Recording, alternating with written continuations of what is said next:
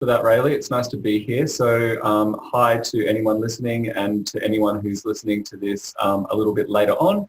Hi, my name's Greg Dunn. So I am currently sitting in my clinic, which is located in Benoa on the Gold Coast, not far from Endeavour College's Southport campus, probably about 10 minutes away. So I'm a Gold Coaster and I started my acupuncture degree back in 2008 with formerly Australian College of Natural Medicine, now trading as Australian College of Natural Health. So I finished the degree on the Gold Coast and absolutely love studying. So for those of you who are currently studying acupuncture, or maybe you're studying another degree at Endeavour, I hope you're enjoying it as much as I did.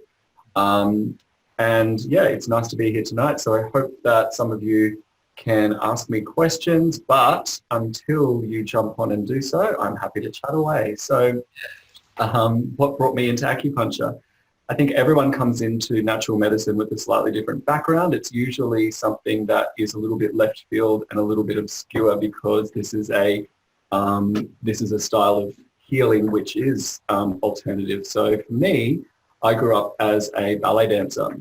And being a ballet dancer, I had a lot of injuries. I had ankles and knees and back and arms and fingers and you name it. I had injuries.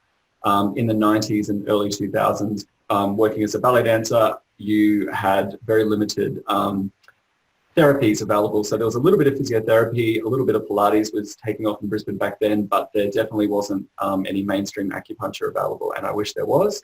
By the time I was 20, I had my first acupuncture treatment and it really had astounding results. So I kind of thought that one day I might end up being a physio. As soon as I got interested in acupuncture, I knew that's where I wanted to go. And I was 25 living in Tokyo, professionally dancing when my body really was starting to complain. And I think I'd just got a computer. So I emailed someone at Australian College of Natural Medicine and said, hey, can you send me a prospectus? And a year or two later, I was enrolled and ready to go. So yeah, interesting way to come into it. When I was studying, to be honest, I didn't actually know what I was going to do as a career. So I also am a yoga teacher. Yoga is one of my biggest passions. It's helped me physically, mentally, emotionally, spiritually, and everyone needs to be doing yoga. So I was a yoga teacher whilst I was studying at Endeavour. It was a great kind of job to have on the side because it was flexible and it could fit in around my study. I studied part-time for a couple of years and then went full-time towards the end. When I talk to patients or prospective students, few people ask me, you know, where should I study? What should I study? How should I study? And I actually recommend to people, if you're an adult student, if you're starting later in life, it's not a bad idea to go in and start even just with a couple of subjects. That way you won't get overwhelmed.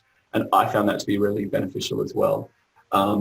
Endeavour's great because they can work around your schedule a little bit too. So I guess course coordinators are so awesome. They know the degrees inside and out and they can tell you what subjects are best to start off with, what require prerequisites, and they can even help you to get prepared for the subjects if you're nervous. So there's so much available in terms of resources and preparation through Endeavour College. But yeah, I started doing part-time, loved it, and then went into full-time later on.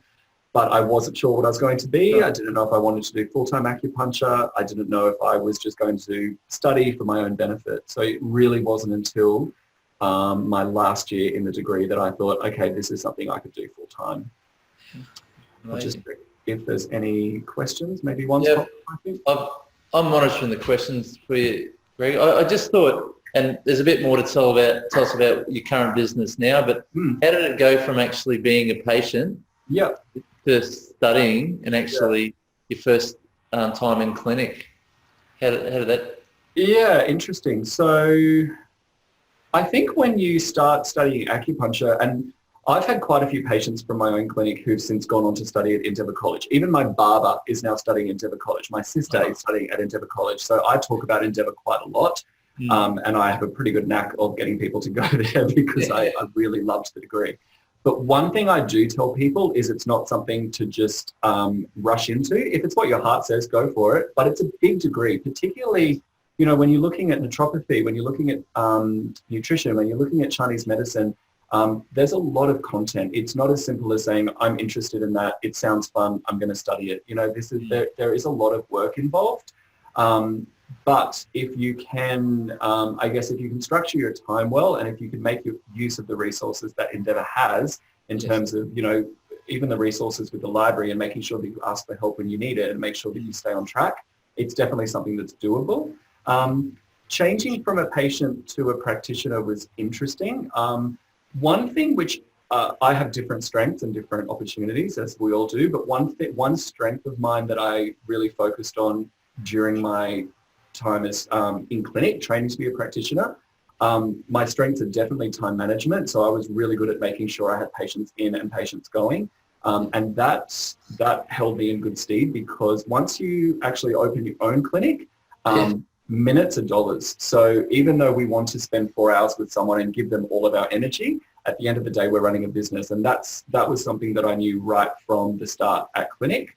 And I guess I really looked at the clinic as a time for me to get as much knowledge as I could from the clinic supervisors. So people have different goals with clinics. Some people were there to, kind of prove how good they were, or prove they could do this, or prove they could do that. I definitely wasn't one of those people. I knew I wasn't the absolute best in the class, and I just tried my best in terms of my own personal abilities. But one thing I did was listen quite well. So I really, really made sure to listen to everything that the clinic supervisors were giving me, because they really have a lot of gems. The clinic supervisors have all run clinics themselves. They've all been practitioners before. A lot of them have, either master's degrees or PhD degrees. So even if they give you a little bit of advice, it's something worth writing down and listening to. And so I guess that prepared me pretty well. I really didn't have any issue after I graduated. I felt like I was already running a clinic. So transitioning to being a practitioner, it actually wasn't too much of an issue, but I do believe that's because I took the clinics really seriously. Yeah. Moving back to when you said you were studying, or you said it is a long haul, and we absolutely agree. It's definitely a challenging degree. We've just got a question about how do you stay motivated during that time, absolutely. The goal's so far away. Yeah, the good thing is these days there's a lot of resources available online for free, which I love. So even things like TED Talks, YouTube videos, I'm sure Endeavour's got their own resources. Motivation is a really interesting topic these days, because, it basically doesn't exist. If we wait around for motivation, nothing really gets done. So what I prefer is for, if I'm coaching someone, working with a yoga student or a trainee, or working with a patient, in terms of motivation, I prefer looking at someone's values and working out what they're really passionate about, because if you're passionate about something, it will then become a priority. Now, the difficulty is when you're studying, you may not be, as I wasn't. I wasn't passionate about biochemistry, and there's some other subjects that I wasn't passionate about. So what I tell people is that's fine, but look at the bigger picture. So on your vision board, if you actually put a little picture saying Gregory Dunn, Bachelor of Health Science, and write the year, then break down to saying, well, this is the subject that I have to have done, and I have to have it done by this year. So rather than putting all the pressure on getting, a high distinction for biochemistry, that wasn't my goal. My goal was saying do the best that you can because you need the degree. So in terms of motivation, for me, it was working out that I knew I wanted to help people. I knew that I wanted to be an acupuncturist in some way.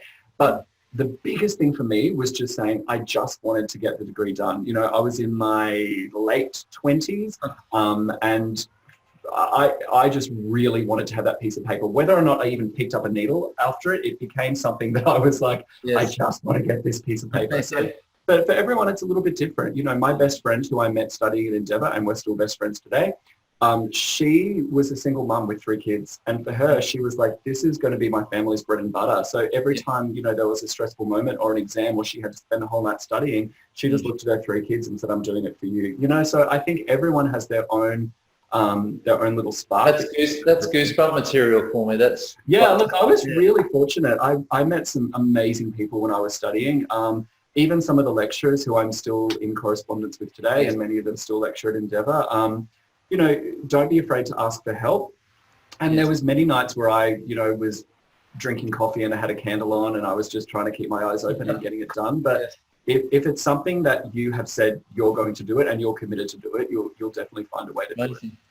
Now, Greg, moving on to, could you tell us about your practice? Yeah. So one of my strengths is not running a business. I knew that to start, which is fine. You know, we can't be good at everything. So I wasn't sure whether I would or not.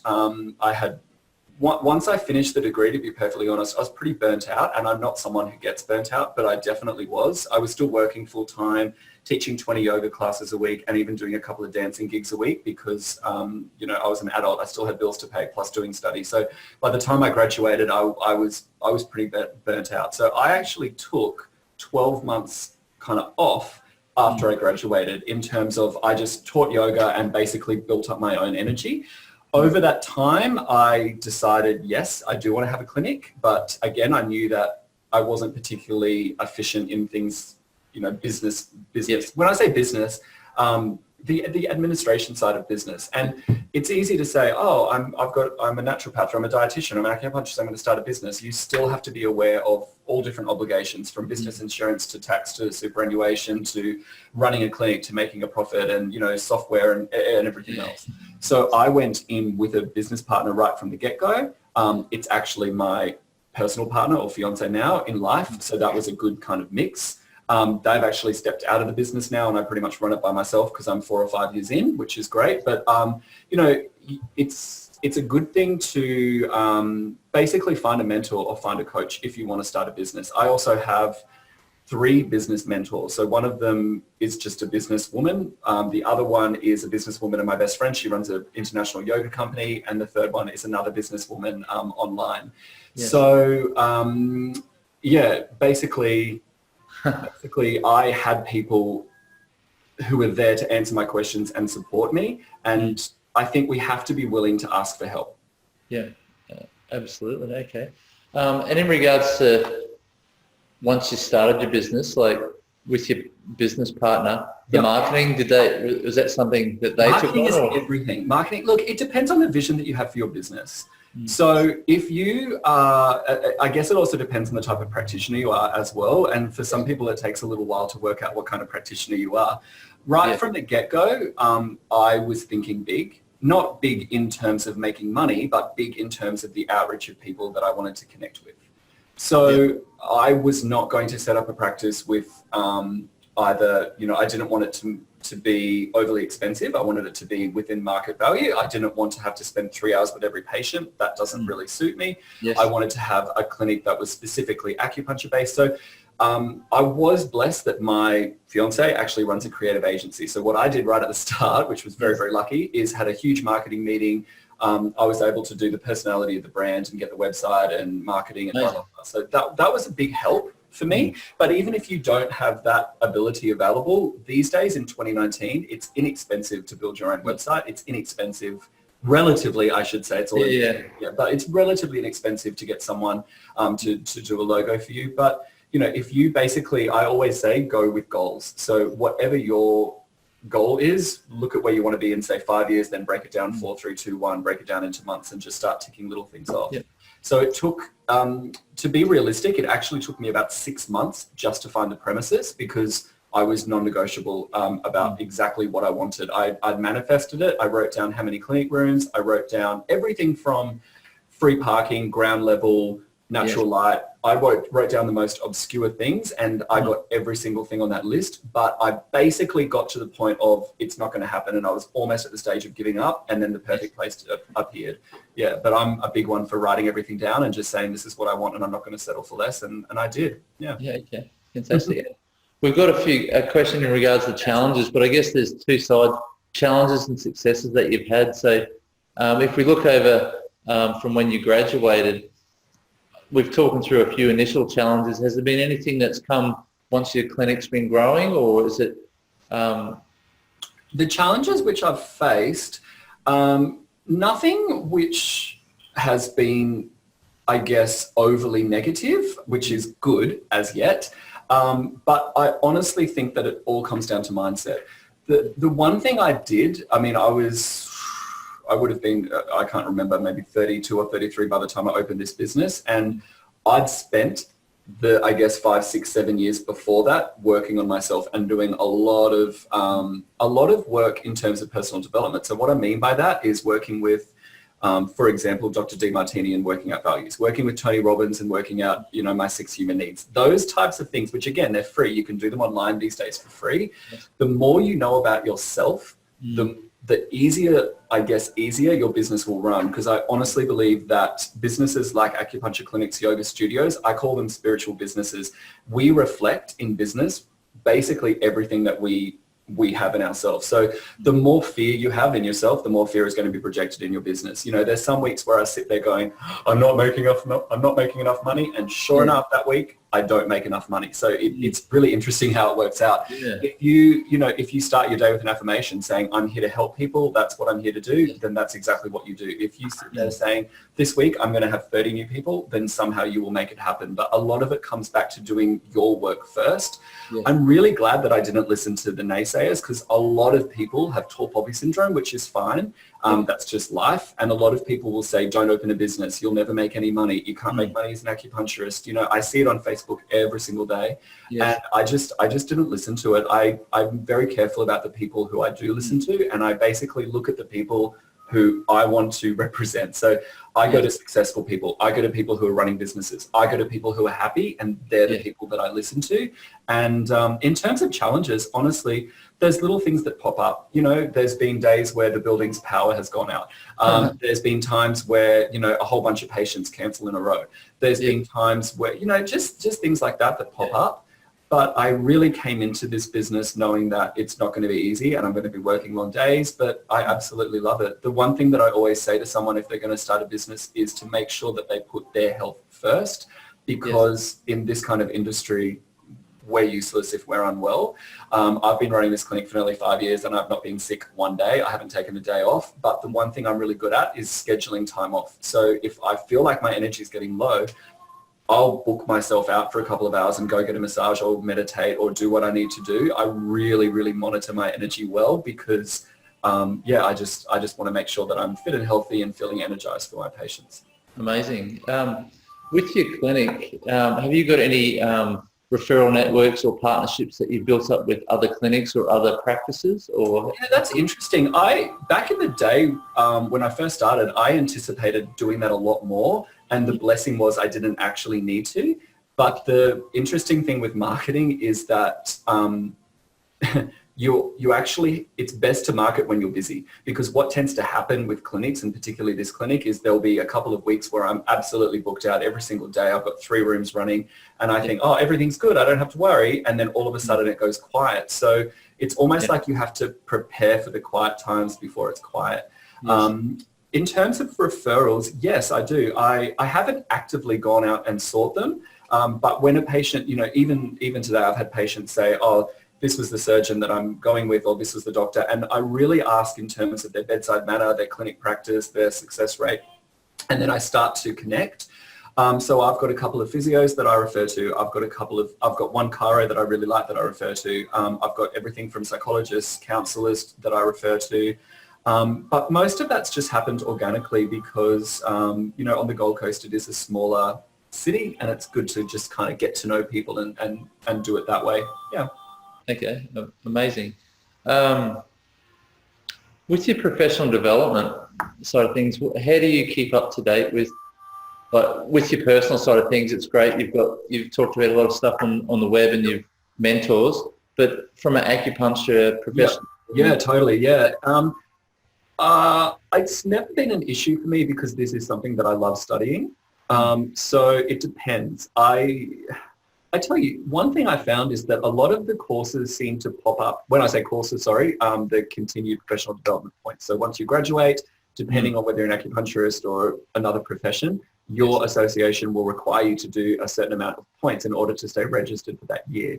For acupuncturists, what I found, which was a little strange, is that a lot of the seminars seem to happen right at the start of the year in January or February, which is interesting because it's almost like you've just submitted your points in November, and for me it goes to the back of my mind. But over the last few years, by the time I've started looking for seminars, March or April, the good ones have already gone. So now what I do is I make sure that those, there's a few acupuncture seminar providers. There's a few companies like Metagenics and Bioceuticals and things like that I really, really love their seminars. I just I just make sure that those emails always come through as urgent and I look at them straight away. Once you graduate, it's great to connect with some of those companies. So even your suppliers, or look for any companies that offer seminars, give the rep a call and just say, hey, any seminar that's about this, this, or this, please make sure you let me know. Because just like this webinar tonight, anyone who's putting an event on wants it to be packed. So my particular interest is personal development, and there is actually an acupuncturist in Australia who does acupuncture seminars based on personal development, which is really cool. So anything of his that I can get to, I go to.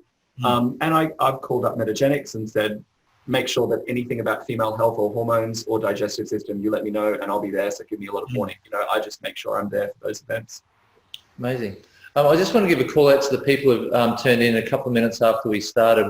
We've got a few minutes to go, and if you've got any questions, Greg's happy to answer anything at all. We've covered his journey from when he graduated to where he is now, and a few challenges, etc., which tonight's been recorded, and I'll make available if you have missed that at all. But if there is any questions that you've got, just please ask me now, and I'll pose them to Greg. But yeah, while that's coming through, Greg, I guess if we think about, if we've got a few of our students got first year or second year going, got so long to go. I mean, it's been a very positive chat from you today, which is fantastic for them to hear, I guess. But for you, can we quantify how the degree has helped you with where you've gone in life, I guess? It's interesting. Anytime you study, it really reflects your patience and your perseverance and your inner strength. And yeah, look, at the end of the day, I don't see anything wrong with, if you need to drop a subject here or there just to maintain life balance, I think that's fine.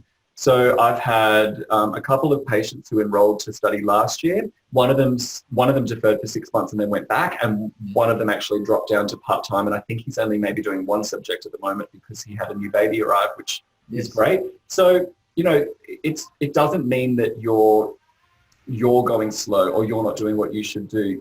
The degree needs to work with you and your life. It's not just about, you have to do it within this time frame, you have to get it done.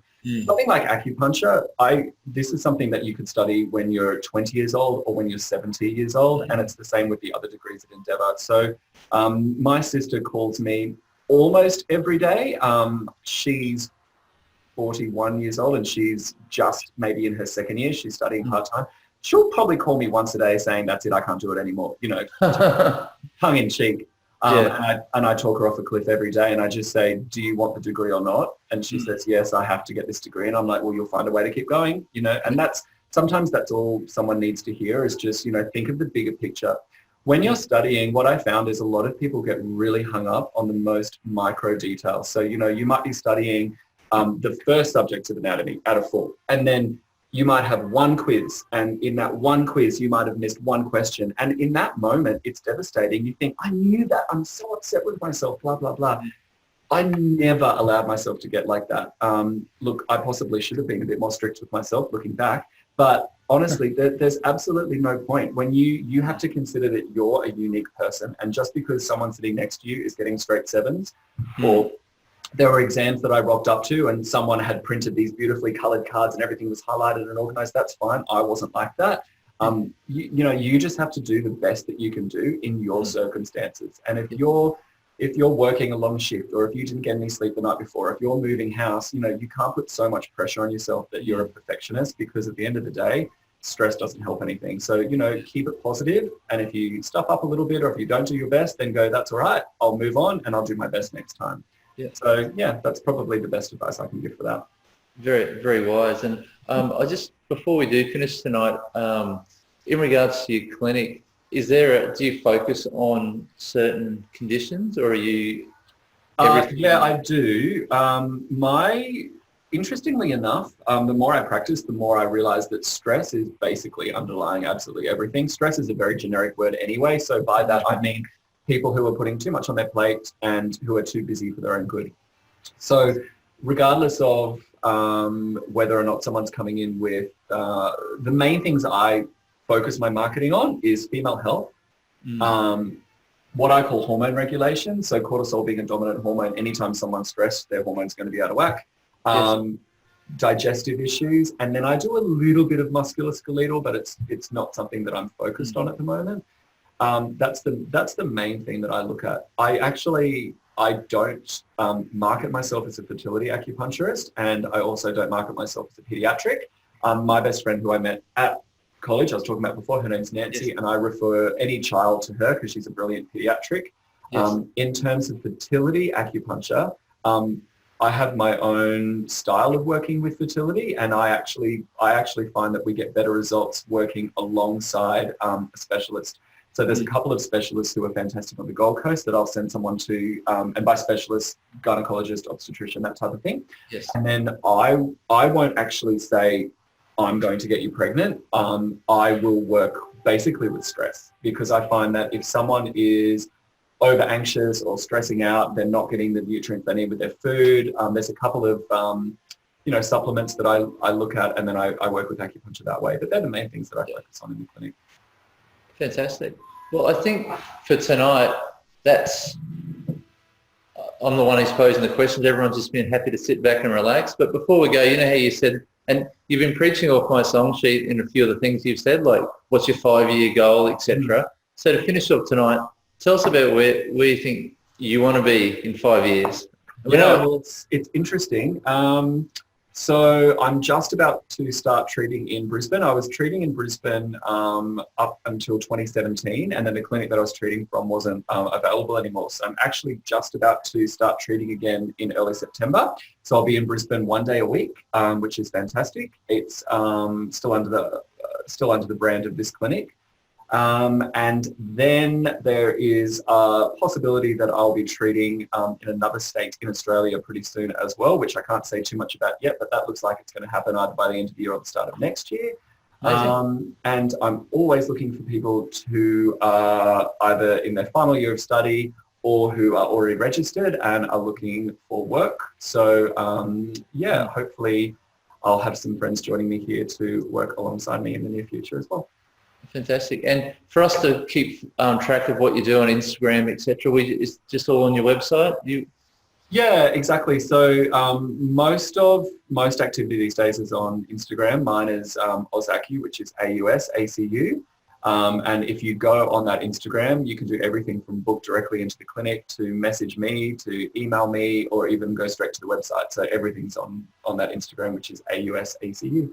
Okay, great. Well, we'll definitely keep following you, Greg, and all the best for the future. Thanks for your time tonight, and thanks for assisting our students and telling me about how your career's gone and what you're up to in the future. So we look forward to following your success. Thanks so much. Thank you, everyone, for listening.